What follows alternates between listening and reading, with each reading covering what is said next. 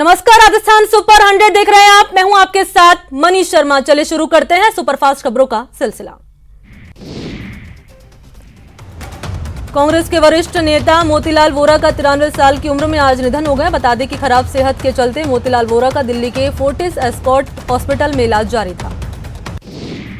मोतीलाल वोरा के निधन पर राहुल गांधी ने दुख जताया है। राहुल गांधी ने ट्वीट कर लिखा कि वोरा जी एक सच्चे कांग्रेसी और अद्भुत इंसान थे। हम उन्हें बहुत मिस करेंगे। उनके परिवार और दोस्तों के प्रति मेरी संवेदना है। कांग्रेस के वरिष्ठ नेता मोतीलाल वोरा के निधन पर सीएम ने ट्वीट कर जताया शोक। उन्होंने लिखा कि मोतीलाल वोरा जी हमारे सबसे वरिष्ठ नेता थे, जिन्होंने अपना पूरा जीवन कांग्रेस की सेवा करते हुए बिता दिया। ब्रिटेन से आने वाली सभी उड़ानें रद्द कर दी गई हैं। ब्रिटेन में कोरोना वायरस के चलते स्ट्रेन के पाए जाने के बाद भारत सरकार ने यह बड़ा फैसला लिया। ब्रिटेन की उड़ान पर 31 दिसंबर तक ये रोक लगी रहेगी। इससे पहले सीएम अशोक गहलोत ने भी ब्रिटेन से आने वाले सभी उड़ानों पर रोक लगाने की मांग की थी। सीएम गहलोत ने ट्वीट कर लिखा था कि ब्रिटेन में उभर रहा नया कोरोना वायरस बहुत चिंता का विषय है। भारत सरकार को तुरंत कार्रवाई करनी चाहिए। भारतीय कृषि कानून में सुधार और आधुनिकीकरण को लेकर न्यूज 18 ने बड़ा सर्वे किया है। सर्वे में 73% लोग कानून के समर्थन में हैं, जबकि 27% लोगों ने कानून का समर्थन नहीं किया। सर्वे में जब ये पूछा गया कि क्या आप उन कानून के समर्थन में हैं जिसमें सरकार कहती है कि भारतीय कृषि कानून का आधुनिकीकरण होगा और इसके फायदे भी रहेंगे, इसके जवाब में 54% लोगों ने हाँ कहा, जबकि 30% ने ना कहा। न्यूज 18 ने जब उपज को एमएसपी पर बेचने की स्वतंत्रता से जुड़े सवाल पूछे तो सवाल के जवाब में 68% लोगों ने सपोर्ट में जवाब दिया, जबकि 32% लोगों ने नहीं में जवाब दिया। न्यूज 18 के सर्वे में किसानों को अपनी उपज मंडियों के बाहर बेचने के विकल्प मिलने चाहिए या नहीं, इस पर सवाल पूछा गया तो सवाल के जवाब में 70% लोगों ने हाँ कहा और 30% लोगों ने ना कहा। न्यूज 18 के सर्वे में 61% लोगों का कहना था कि नए कानून से किसानों को उपज की बेहतर कीमत मिलेगी, जबकि 39% लोगों का कहना था कि नए कानून से फसल की बेहतर कीमत नहीं मिल पाएगी। कृषि कानून का विरोध राजनीति से प्रेरित है। इस सवाल के जवाब में 49% लोगों ने कहा कि विरोध राजनीति से प्रेरित है। 33% ने कहा इसका जवाब ना में दिया। सर्वे में किसान आंदोलन को बंद करने के सवाल पर 57% लोगों ने हामी भरी और 43% लोग विरोध प्रदर्शन जारी रखने के समर्थन में हैं। जब न्यूज 18 राजस्थान ने प्रदेश के किसानों का सर्वे किया तो कृषि कानून के समर्थन में 76% किसान नजर आए, जबकि 24% किसान कानून के विरोध में हैं। कृषि कानून को लेकर न्यूज 18 के सर्वे को लेकर नेताओं के रुझान भी सामने आ चुके हैं। बीजेपी अध्यक्ष सतीश पूनिया सर्वे को सामयिक करार दिया है। नेता प्रतिपक्ष राजेंद्र सिंह राठौड़ ने कहा कि जब भी किसी मामले में बड़ा परिवर्तन होता है, छोटा मोटा विरोध लाजमी है। साथ ही राठौड़ ने कहा किसान आंदोलन पूरी तरह से राजनीति से प्रेरित है। इस सर्वे ने इस बात की पुष्टि कर दी। किसान आंदोलन को लेकर न्यूज 18 ने 22 राज्य और केंद्र शासित प्रदेशों में पब्लिक सर्वे किया। इस पर कुछ किसानों ने कहा कि जो किसान कृषि कानून के खिलाफ आंदोलन कर रहे हैं वो लोग राजनीति कर रहे हैं। कृषि कानून का विरोध करने वाले किसानों पर कुछ किसानों ने कहा कि नया कानून किसानों के हित में है और इससे आगे चलकर किसानों को बेहतर दाम मिलने वाले हैं। किसानों के आंदोलन का 26वां दिन है। किसान प्रदर्शन स्थल पर भूख हड़ताल पर हैं। हरियाणा में किसान 25 से 27 दिसंबर तक हाईवे के टोल प्लाजों पर प्रदर्शन करेंगे। किसानों के प्रदर्शन के चलते आज भी ट्रैफिक रूट में काफी बदलाव किया गया। दिल्ली से नोएडा आने वाले चिल्ला बॉर्डर पर एक हिस्सा खोल दिया। मंगेश, पियाऊ, मनियारी बॉर्डर पूरी तरह से बंद है। अलवर में शाहजहांपुर के हरियाणा बॉर्डर पर किसानों ने दिल्ली जयपुर हाईवे को जाम कर दिया। कड़ी मशक्कत के बाद पुलिस ने किसानों को समझा बुझाकर जाम खत्म करवा दिया। श्री गंगानगर से किसानों का जत्था दिल्ली के लिए रवाना हुआ। ये किसान केंद्रीय कृषि कानून को वापस लेने की मांग पर अड़े हैं। झुंझुनू में किसानों का धरना कलेक्ट्रेट पर आज 8वें दिन भी जारी रहा। किसानों ने 12 घंटे की भूख हड़ताल कर आंदोलन को तेज करने के संकेत दिए।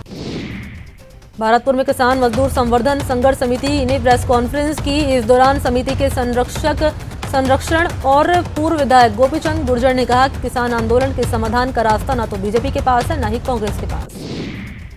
25 दिसंबर को अटल जयंती के मौके पर पीएम मोदी किसानों से बातचीत करेंगे, चर्चा करेंगे और गरीब परिवारों के खातों में 18,000 करोड़ ट्रांसफर करेंगे। बीजेपी 25 दिसंबर को सुशासन दिवस के तौर पर मनाएगी। पीएम मोदी और वियतनाम के पीएम गुयेन जुआन फुक आज शाम 4:30 बजे डिजिटल सम्मेलन में हिस्सा उन्होंने लिया है और सम्मेलन में रक्षा, ऊर्जा एवं स्वास्थ्य मंत्री समेत द्विपक्षीय संबंधों पर चर्चा होगी। इस दौरान दोनों देशों के बीच कई समझौते और घोषणाएं हो सकती हैं।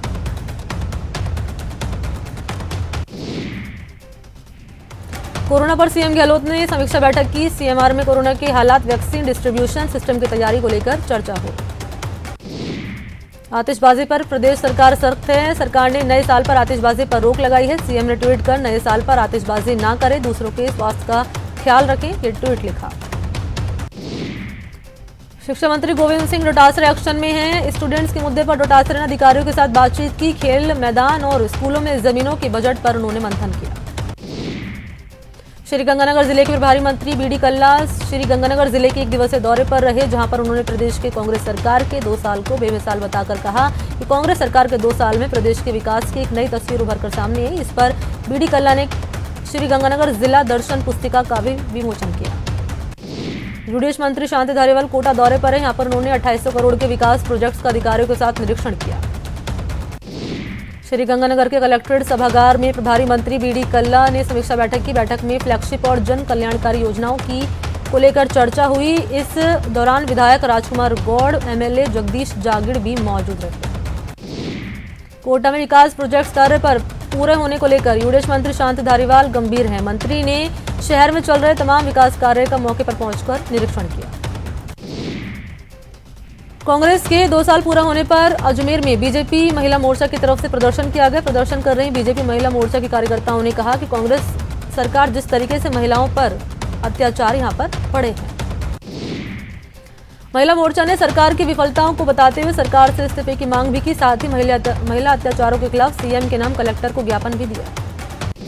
जयपुर में अवैध निर्माण पर बीजेपी धरना प्रदर्शन कर रही है। बीजेपी बापू बाजार के अतिक्रमण के विरोध में धरना दे रही है। कोटा उत्तर नगर निगम के बीजेपी पार्षदों ने सफाई व्यवस्था में भेदभाव करने को लेकर नगर निगम प्रशासन के खिलाफ हल्ला बोला। नगर कार्यालय पर बीजेपी पार्षदों ने प्रदर्शन किया। प्रदेश के 12 जिलों के निकाय चुनाव में कांग्रेस ने बाजी मारी। 50 निकाय चुनाव में कांग्रेस ने 36 निकायों पर सीधी जीत दर्ज की। 12 निकायों पर बीजेपी का कब्जा रहा। दौसा जिले में शहर की कमान महिलाएं संभालेगी। जिले में कुल 4 शहरी निकाय हैं और 4 में ही महिलाओं का कब्जा हो चुका है। 1 साल पहले यहां कांग्रेस की नर्मदा गुर्जर चेयरमैन बनी थी। दौसा जिले की सभी निकायों में महिलाओं का कब्जा हो गया है।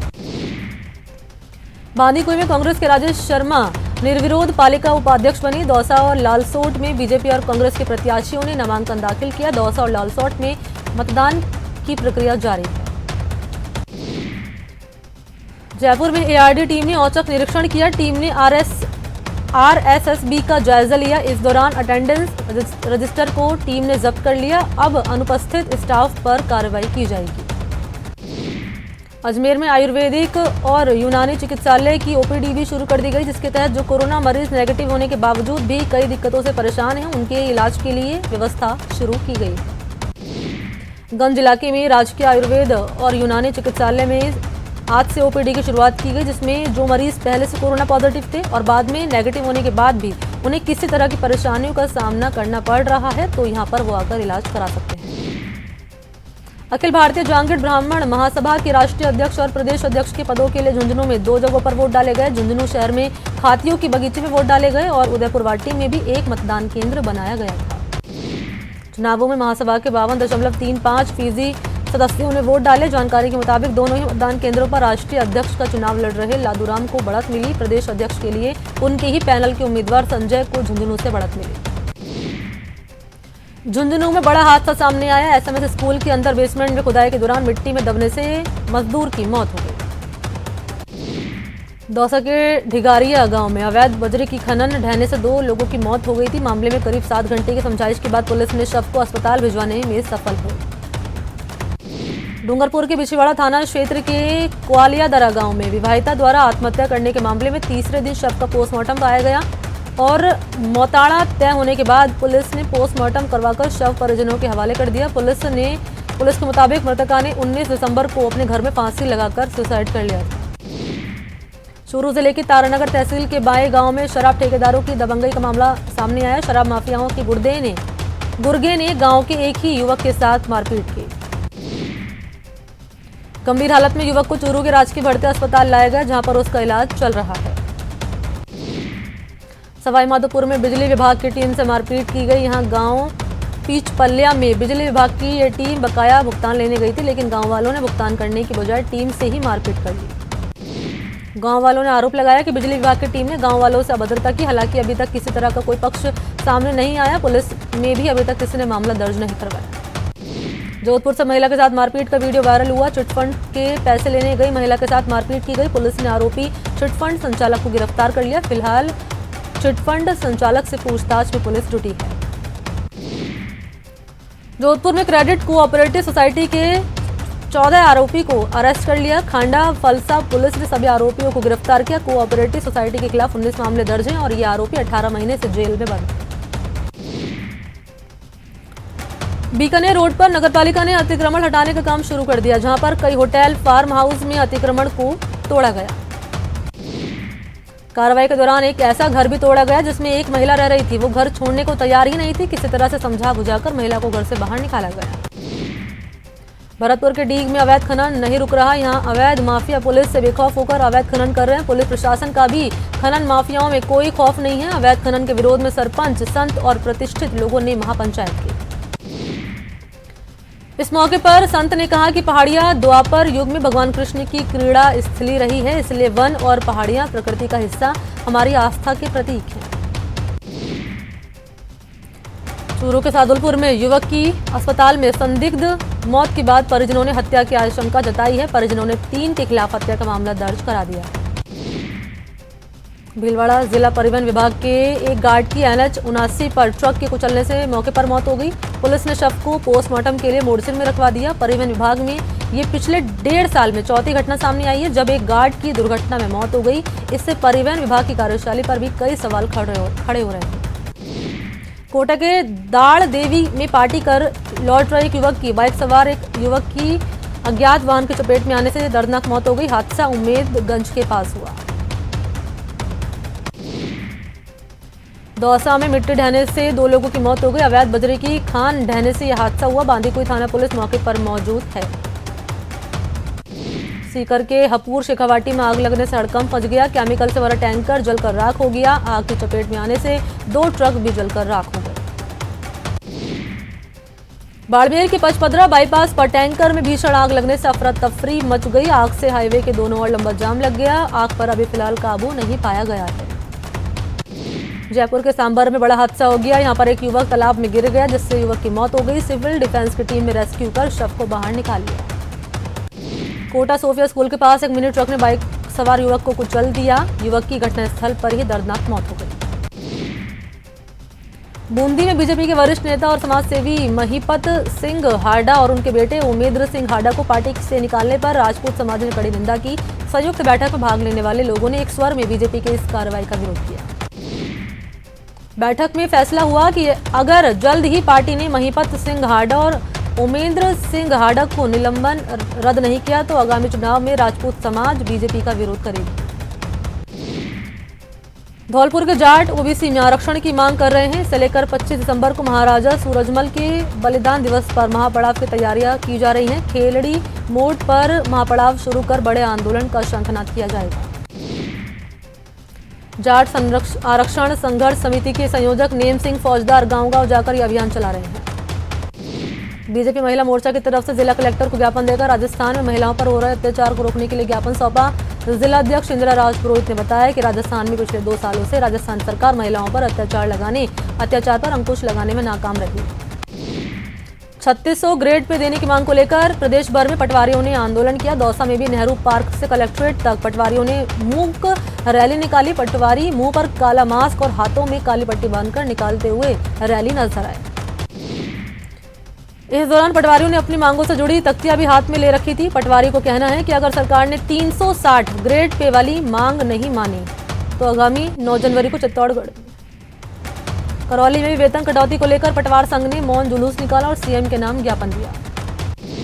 भरतपुर में जलदाय विभाग की लापरवाही का खामियाजा आम जनता को भुगतना पड़ रहा है। टूटी पेयजल पाइपलाइन से रोजाना लाखों लीटर पानी व्यर्थ बह रहा है, लेकिन जलदाय विभाग इस पर कोई एक्शन नहीं ले रहा। श्री राम मंदिर निर्माण निधि अभियान का राजसमंद के नाथद्वारा में आगाज हुआ। केंद्र सरकार के सहयोग से अयोध्या में निर्माणाधीन श्री राम मंदिर से सभी समाज को जोड़ने के लिए विश्व हिंदू परिषद और बजरंग दल की तरफ से यह अभियान चलाया जा रहा है। इस मौके पर संतों की मौजूदगी में कार्यालय का पूजन के बाद मोली बंधन खोलकर उद्घाटन किया। कार्यालय के उद्घाटन के बाद महंत ज्ञानानंद महाराज ने विहिप और बजरंग दल के कार्यकर्ताओं के साथ बैठक की और निधि संग्रहण के महत्व को समझाया। झुंझुनू के अंबेडकर भवन में भीम आर्मी झुंझुनू की कार्यकारिणी का गठन किया गया। जिले की कार्यकारिणी का गठन कर अंसार मुस्तर को भीम आर्मी जिलाध्यक्ष हवा सिंह काला और विकास आल्हा को ब्लॉक अध्यक्ष सुरेंद्र सूज डोला को जिला प्रभारी बनाया गया। कोटा में जलदाय विभाग की बड़ी लापरवाही के चलते लाखों लीटर पानी बर्बाद हो रहा है। कई दिनों से जलदाय विभाग की मंडाना बोराबास पेयजल योजना की 4 इंच लाइन में बड़ा लीकेज हो रहा है। कोटा में एक युवक ने ईमानदारी का परिचय दिया। युवक ने सड़क पर पड़े सोने के मंगलसूत्र को लौटा दिया। बीकानेर के खाजूवाला सामुदायिक स्वास्थ्य केंद्र में साहस फाउंडेशन ने श्रमदान किया। कार्यकर्ताओं ने श्रमदान कर हॉस्पिटल में स्वच्छता का संदेश दिया। भरतपुर में माध्यमिक शिक्षा बोर्ड की तरफ से अभियान खोज परीक्षा का आयोजन किया गया, जिसमें कक्षा 10 और 12वीं के छात्रों ने भाग लेकर अपनी प्रतिभा दिखाई। परीक्षा में 224 परीक्षार्थियों में से 188 परीक्षार्थियों ने परीक्षा में हिस्सा लिया। भरतपुर के विश्व विख्यात केवलादेव राष्ट्रीय उद्यान में पक्षियों की चहचहाट पर्यटकों को लुभा रही है। देशी विदेशी परिंदों ने उद्यान की झीलों में लगे पेड़ों पर अपना आशियाना बना लिया है।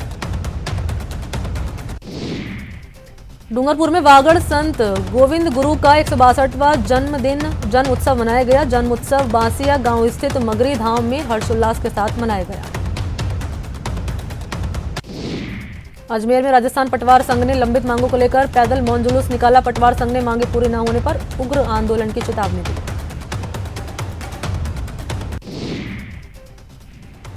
भरतपुर में एमबीके हेल्थ केयर सेंटर की तरफ से रक्तदान शिविर का आयोजन किया गया। इस शिविर में युवाओं ने बढ़ चढ़कर हिस्सा लिया। भरतपुर में शारीरिक दिक्कतों से परेशान लोगों के लिए आयुर्वेदिक विभाग ने अच्छी पहल की। शारीरिक परेशानी से पीड़ित का इलाज आयुर्वेदिक अस्पताल में अब होगा। ईसाई समाज का सबसे बड़ा पर्व क्रिसमस डे यूं तो 25 दिसंबर को मनाया जाएगा, लेकिन पर्व को लेकर तैयारी अभी से ही शुरू कर दी गई है। अजमेर में चर्चों में लोगों की अभी से भीड़ देखी जाने लगी है। साथ ही ईसाई समाज के जो लोग हैं वो प्रार्थनाएं सभाओं में हिस्सा ले रहे हैं और चर्चों को लाइटों से सजा दिया गया है। देश के कई इलाके इन दिनों ठंड की चपेट में हैं। दिल्ली में शीतलहर जारी है। इसके अलावा पंजाब और हरियाणा में भी शीतलहर का प्रकोप देखा जा रहा है। जम्मू कश्मीर के साथ ही हिमाचल में अधिकतर जगहों पर तापमान 0 से नीचे चला गया। राजस्थान के ज्यादातर इलाकों में कड़ाके की सर्दी से मामूली राहत मिली है। मौसम विभाग ने आगामी 48 घंटों में प्रदेश के ज्यादातर भागों में न्यूनतम तापमान में बढ़ोतरी की संभावना जताई है।